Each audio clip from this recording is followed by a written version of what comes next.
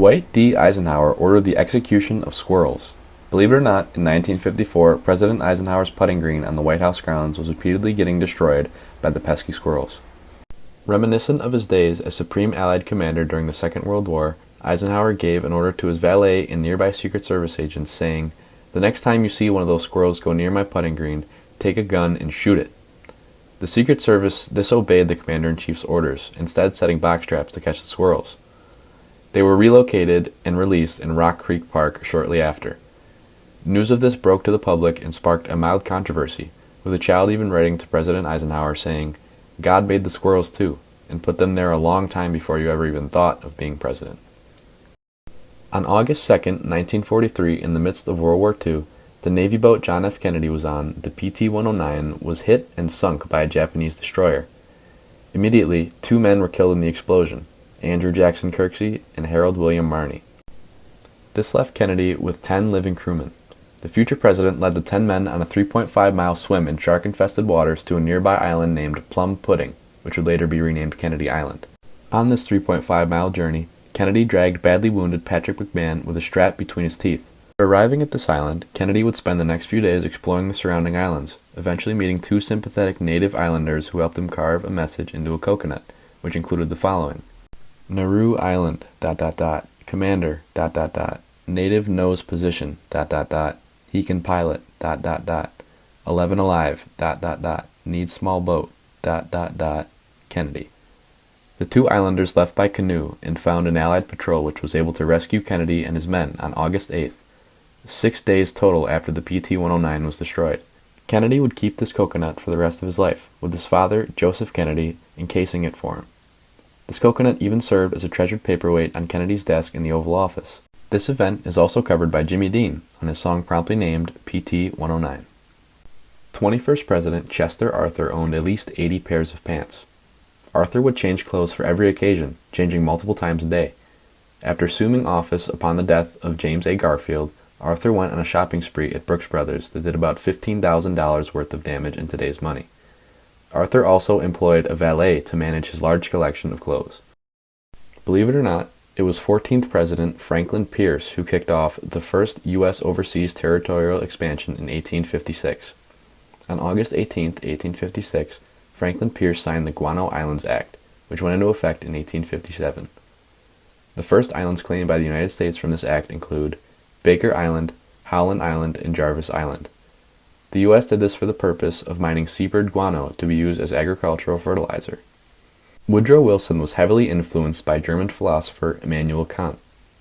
Where this influence most blatantly shows itself is in Wilson's 14 points, along with his advocacy for the creation of the League of Nations. In his 1795 essay, Perpetual Peace, a Philosophical Sketch, Immanuel Kant described the creation of a League of Peace, which Woodrow Wilson basically pirated and slightly innovated into the League of Nations.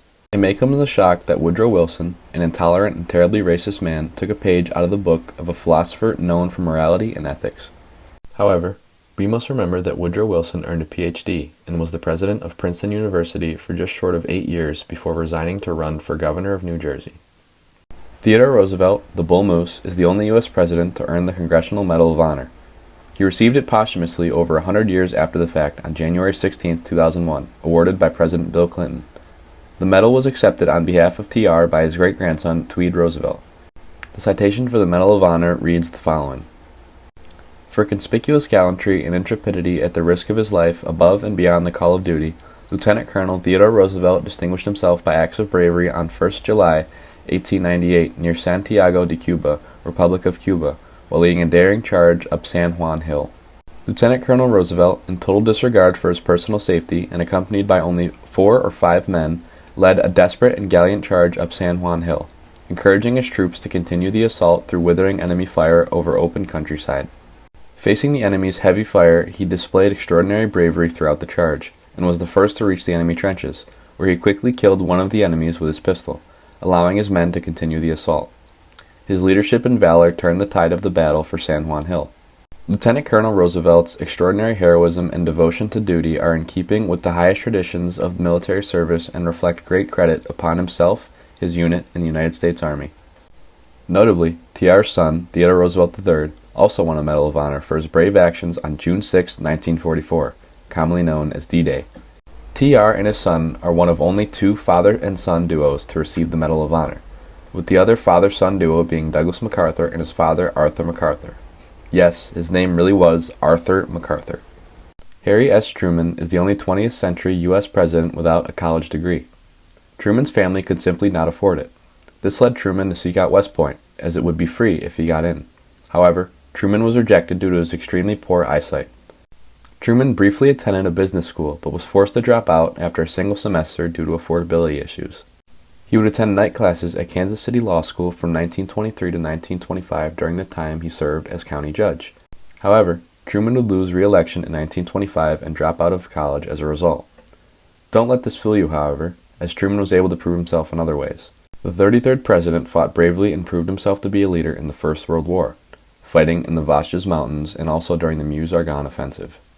While we're still on the topic of education, 13th President Millard Fillmore married his teacher. Yes, you are hearing that correctly. Millard Fillmore met his teacher/wife, Abigail Powers, at New Hope Academy in New York. Abigail was 21 years old and Millard Fillmore was 19 years old when their relationship developed. So it wasn't as weird as you may have thought. Creep. Millard and Abigail would marry on February 5th, 1826, 200 years ago.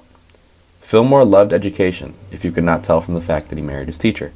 He even founded the University at Buffalo in 1846, which has educated millions of students since its founding. Calvin Coolidge is the only U.S. president to be sworn into office by his father. When the news of Warren G. Harding's passing reached Coolidge in the early hours of August 3, 1923, he was in bed in his family's residence in Plymouth Notch, Vermont. This residence notably did not have electricity or a telephone, so the news came by means of a messenger. Before going downstairs to take the oath and address the small crowd that had gathered, Coolidge dressed and said a prayer. At 2:47 a.m., in the light of a kerosene lamp, Calvin Coolidge was sworn in by his father, John Calvin Coolidge Sr., who was a Vermont notary public and justice of the peace. After becoming the President of the United States, Calvin Coolidge said a few words to the crowd and calmly returned to bed. You may have noticed President Coolidge's father's name was John. The 30th president is not the only president to have gone by his middle name. Other presidents that have done so include Thomas Woodrow Wilson and Stephen Grover Cleveland. Benjamin Harrison personally saved the life of his Secretary of the Navy from his burning home. On February 3, 1890, while he was serving as President of the United States, Benjamin Harrison rushed to the scene of his Secretary of the Navy, Benjamin Tracy's home, and personally intervened, saving the life of Tracy by resuscitating him and performing life-saving procedures. Unfortunately, the fire proved fatal for Tracy's wife, young daughter, and family maid. Harrison moved the surviving members of the Tracy family into the White House to recover. This tragedy formed a tight bond between Tracy and Harrison, as Tracy would serve as the best man at Harrison's 1896 wedding. I am currently in the middle of making a video about Benjamin Harrison, who I feel is the most underrated president in U.S. history, so please subscribe and turn on notifications to be alerted when that video and other content comes out. If you've made it this far, thank you for watching 10 Facts You Never Knew About U.S. Presidents. Please make sure to like, subscribe, and share with friends or your history teacher to see if they knew these facts. Let me know if you knew any of these facts beforehand. This is Todd from Healthy History, signing off, with Bill Clinton's saxophone playing.